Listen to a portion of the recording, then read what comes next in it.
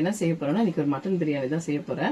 டக்குன்னு ஒரு ரெண்டு மூணு பேருக்கு தகுந்த மாதிரி ஒரு மட்டன் பிரியாணி கொஞ்சம் கொஞ்சமா செஞ்சு காட்டலாம், பிகினர்ஸ்க்கெல்லாம் கொஞ்சம் ஈஸியா இருக்கும் சொல்லி தான் இதை பண்றேன் நான்.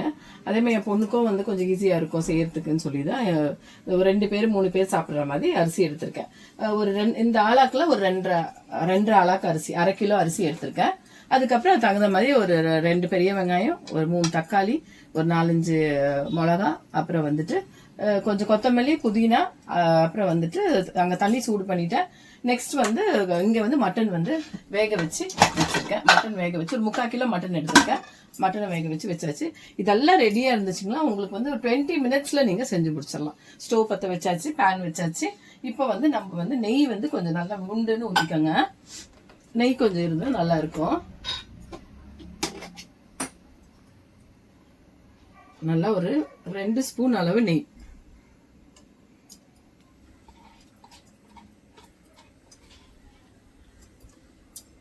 பிரியாணிக்கு கொஞ்சம் நெய் போட்டு செஞ்சிங்கன்னா டக்கு நல்லா இருக்கும்.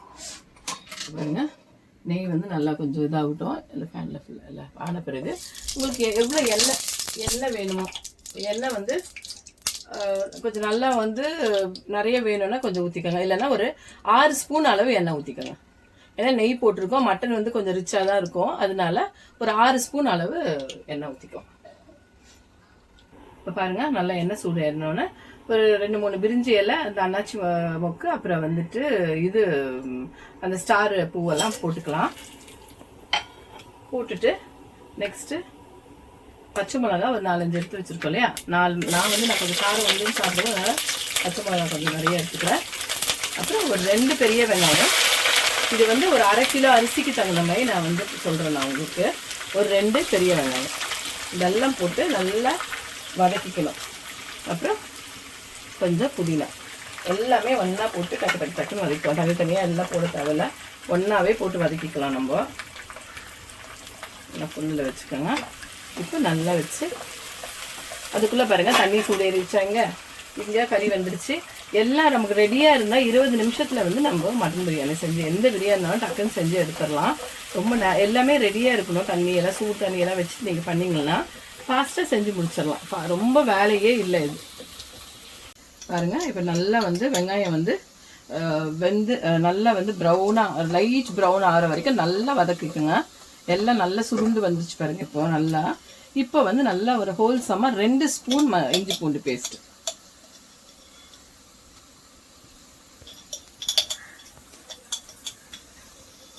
ஒரு 2 ஸ்பூன் இஞ்சி பூண்டு பேஸ்ட்டு நல்லா ஃபுல்லாக போட்டுக்கோங்க. பிரியாணிக்கு வந்து இஞ்சி பூண்டு பேஸ்ட் இருந்தால் தான் நல்லாயிருக்கும். சரிங்களா? இப்போ இதையும் நல்லா போட்டு வதக்கி விடுங்க. நல்லா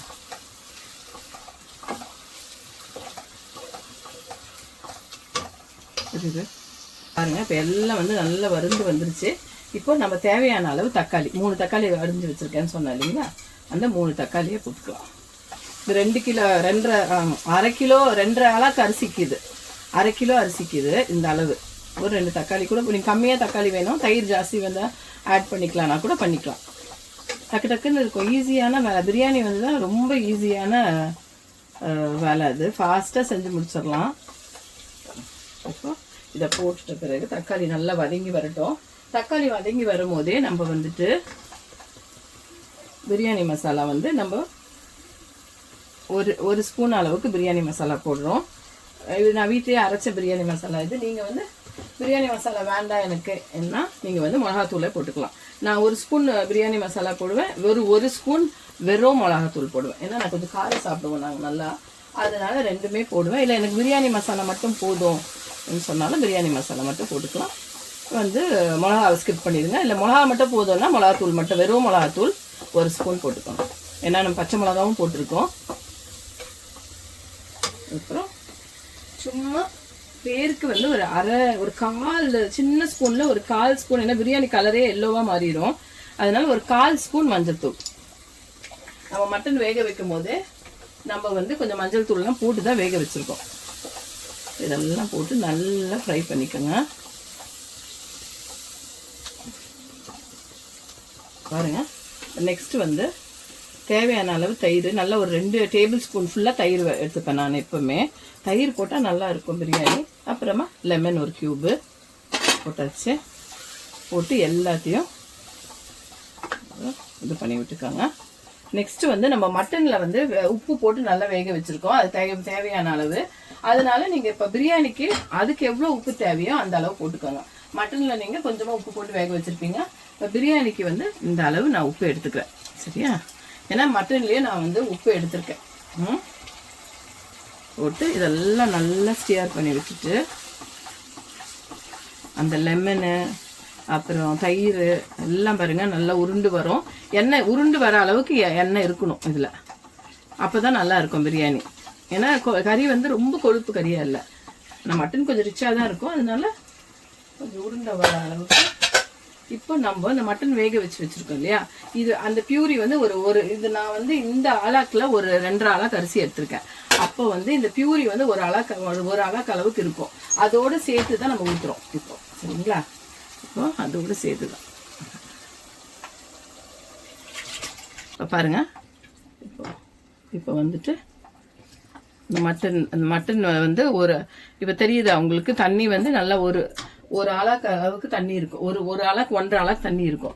இப்போ நம்ம அரிசி வந்து எவ்வளோ எடுத்துருக்கோம்னா 2.5 ஆளாக்கு அரிசி எடுத்துருக்கோம். இப்போ நம்ம சிக்கனாக இருந்தால் ஜாஸ்தி தண்ணி ஊற்றிக்கலாம். ஆனால் ஒரு ஆளாக்கு எக்ஸ்ட்ரா ஊற்றுவேன். நான் சிக்கனாக இருந்தால் 2 ஆளாக்கு அரிசி தண்ணியை எக்ஸ்ட்ரா ஊற்றுவேன். இப்போ 2.5 ஆளாக்கு நம்ம ஃபஸ்ட்டு தண்ணி ஊற்றிக்கலாம். இதில் 1.5 ஆளாக்கு தண்ணி இருக்கும். இப்போ இன்னும் ஒரு ஆளாக்கு வந்து அரிசி அளவுக்கு தண்ணி இப்போ ஊற்றியாச்சு. இப்போ 2.5 ஆளாக்கு தண்ணி இருக்குது இதில். இப்போ இதுக்கு மேலே நீங்கள் எவ்வளோ தண்ணி ஊற்றணும்னா இன்னும் 1 1.5 போதும். புரியுதுங்களா? சிக்கனாக இருந்தால் 2 ஆளாக்கு ஊற்றுங்க. அரிசி அளவு தண்ணி ஊற்றிட்டு அதுக்கப்புறம் 2 ஆளாக்கு எக்ஸ்ட்ரா ஊற்றணும்.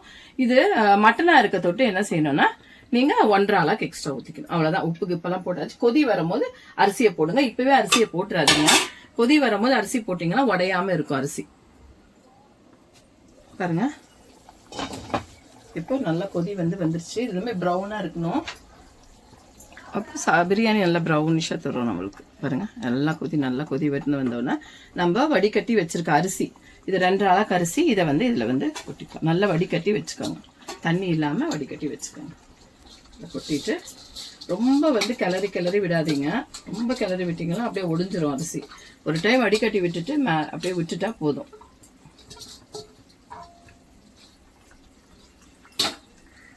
போட்டுட்டு மெதுவாக கிளறி விடுங்க. அப்படி பிகினர்ஸ்க்கெல்லாம் ரொம்ப ஈஸியாக இருக்குங்க. இப்போ டக்குன்னு இப்போ வந்து செய்யறதுக்கு இது ஃபாஸ்ட்டாக காலையில் கூட இது செஞ்சிடலாம். கிடுக்குன்னு காலையில் இல்லை மட்டன் போடலன்னா கூட வெஜிடபிள் போட்டு இதே தான். வெஜிடபிள் பிரியாணி இதே ப்ராசஸ் தான். எல்லாமே ஒரே ப்ராசஸ் தான். வந்து வெஜிடபிள் போட்டு செஞ்சு ஒரு டிஃபன் பாக்ஸ் பேக் பண்ணிட்டு போயிடலாம். ஈஸியாக இருக்கும். புதுசாக சமையல் கற்றுக்கிற பசங்களுக்கெல்லாம் அது ரொம்ப ஈஸியாக இருக்கும். இப்போ என் பொண்ணுக்கும் அதுதான் கஷ்டமாக இருக்குது சமைக்கிறதுனா. இது அவளுக்கு வந்து டக்குன்னு செய்யறதுக்கு தான் இதெல்லாம் நான் போடுறேன். பாருங்கள், இப்போ நல்லா இதை மூடி போட்டு விட்டுருந்தோம். கொதி வந்தவொடனே பார்க்கலாம். திருப்பி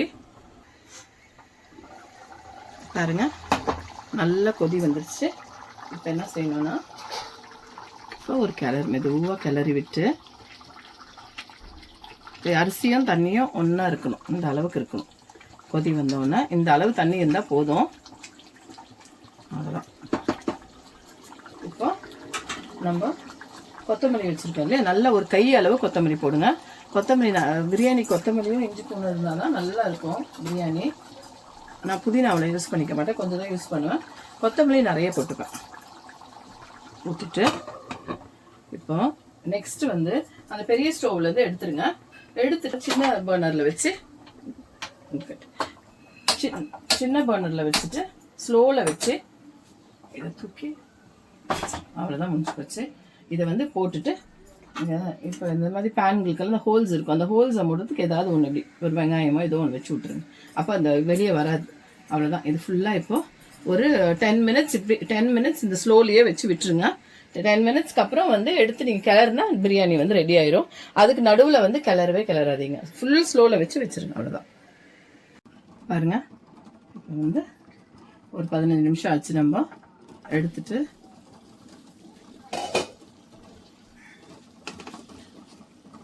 விட்டிங்கன்னா அப்படியே அரிசி பாருங்கள் அப்படி அப்படியே கரெக்டாக இருக்கும். தண்ணி கரெக்டாக இருக்குது. அவ்வளோதான். அடி எதுவுமே பிடிக்கல.